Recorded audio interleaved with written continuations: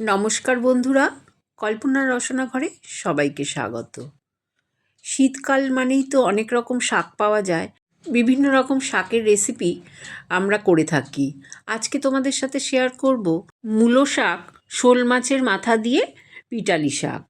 এটা খেতে কিন্তু অসাধারণ লাগে, আর গরম ভাতে এই রকম শাক থাকলে কিন্তু আর কিছু লাগবে না।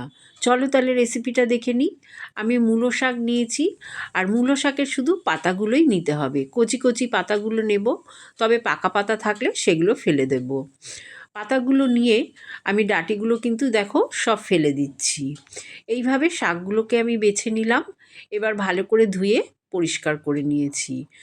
তারপরে আমি মূলো শাকের মধ্যে পরিমাণ মতো নুন দিয়ে খুব ভালো করে চটকিয়ে নিতে হবে। মূলো শাকটা নুন দিয়ে যত ভালো করে চটকাবে, মূলো শাকটা খুব সফট হয়ে যাবে, আর শাকের যে জলটা আছে সেটা বেরোবে। আমি জলটাকে কিন্তু ফেলবো না। একটা বড় শোল মাছের মাথা নিয়েছি। মাথাটা ধুয়ে পরিষ্কার করে তাতে স্বাদ অনুযায়ী নুন আর হলুদ মাখিয়ে আমি 10 মিনিট রেখে দেব। আর একটা বড় সাইজের বেগুনের অর্ধেকটা দেখো এইভাবে আমি কেটে নিয়েছি। গ্যাস অন করে কড়াই বসিয়ে দিলাম। রান্নাটা সর্ষের তেলেই করব। আমি প্রথমে 4 চামচ সর্ষের তেল দিলাম। তেলটা খুব ভালো মতন গরম হয়ে গেলে মাছের মাথাগুলো দিয়ে দিলাম। মাছের মাথাগুলোকে কিন্তু খুব ভালো করে লাল লাল করে ভাজতে হবে। হালকা করে ভাজলে ভালো লাগবে না। এক পিঠ লাল হয়ে গেলে আমি উল্টে দেব মাছের মাথাগুলোকে। অপর পিঠটাও আমি লাল করে ভেজে নেব। তোমরা ভাজাটা দেখে বুঝতেই পারছো, দু পিঠ ভালোভাবে ভাজা হয়ে গেছে। এবার আমি তুলে নিলাম তেল থেকে। মাছের মাথাগুলো তুলে ওই তেলে আমি ফুলবড়ি দিয়ে দেবো। বেশ কয়েকটা ফুলবড়ি দিয়ে ফুলবড়িগুলো ভেজে নেব। এই ফুলবড়ির রেসিপি কিন্তু আমার চ্যানেলে দেওয়া আছে, লিঙ্কটা দিয়ে দেবো। তোমরা যদি দেখতে চাও দেখে নিতে পারো। ফুলবড়িগুলো লাল লাল করে ভেজে তুলে নিলাম। আমার আর তেল লাগবে না বলে আর সর্ষের তেল দিলাম না। ওই তেলের মধ্যেই আমি একটা তেজপাতা, হাফ চামচ রাঁধুনি ফোড়ন দিলাম। রাঁধুনি ফোড়ন দিয়ে যখন ফোড়নের একটু গন্ধ বেরোবে, আমি 1 চামচ আদা গ্রেট করে রেখেছিলাম, সেই আদাটা দিয়ে দিলাম। আদাটা দিয়ে একটু নাড়াচাড়া করে কেটে রাখা বেগুনগুলো দিয়ে দেবো। বেগুন দিয়ে স্বাদ অনুযায়ী নুন দিয়ে দিলাম, আর হাফ চামচ হলুদ গুঁড়ো দেব। নুন আর হলুদ দিয়ে বেগুনটাকেও কিন্তু লাল লাল করে ভাজতে হবে। বেগুনটা কিন্তু হালকা ভেজে মূলো শাকটা কখনোই দেবে না, তাহলে কিন্তু টেস্টটা ভালো হবে না। যখন এরকম দু পিঠ লাল লাল করে ভাজা হবে, তখনই কিন্তু শাকটা দিতে হবে।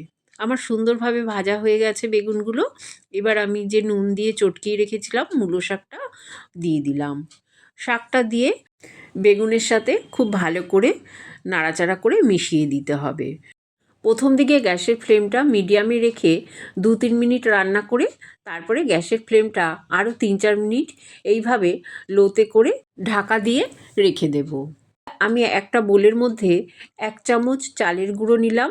তোমাদের কাছে যদি চালের গুঁড়ো না থাকে, তাহলে তোমরা গোবিন্দভোগ চাল বা যে কোনো চাল ভিজিয়ে তারপরে বেটে নিতে পারো। আমি 1 চামচ চালের গুঁড়ো দিয়ে হাফ কাপ জল দিয়ে খুব ভালো করে মিশিয়ে নিলাম। এই মিশ্রণটাকেই পিঠালি বলা হয়। প্রায় 4-5 মিনিট পর আমি ঢাকনাটা খুলে নিলাম।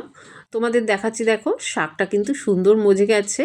এই সময় আমি দিয়ে দিলাম ভেজে রাখা শোল মাছের মাথাগুলো দিয়ে একটু মিশিয়ে নিলাম শাকের সাথে।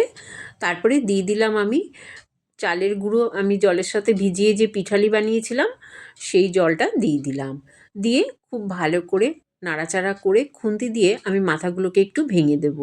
শাকের সাথে মাথাগুলো একটু ভেঙে ভেঙে মিশিয়ে দিলে রান্নার টেস্টটা খুব ভালো হবে। এই রান্নাটা কিন্তু একদম শুকনো শুকনো হবে না, আবার ঝোল ঝোলও হবে না, একটু মাখা মাখা হবে। সব শেষে আমি অল্প একটু চিনি দিয়ে দিলাম।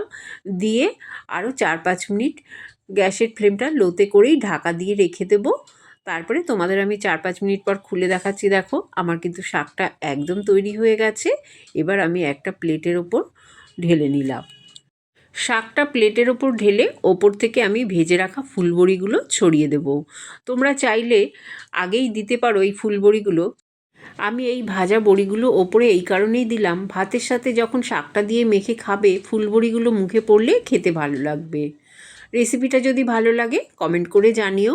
চ্যানেলটাকে লাইক শেয়ার করো। নতুন বন্ধু হয়ে থাকলে সাবস্ক্রাইব করো। সুস্থ থেকো, ভালো থেকো। ধন্যবাদ।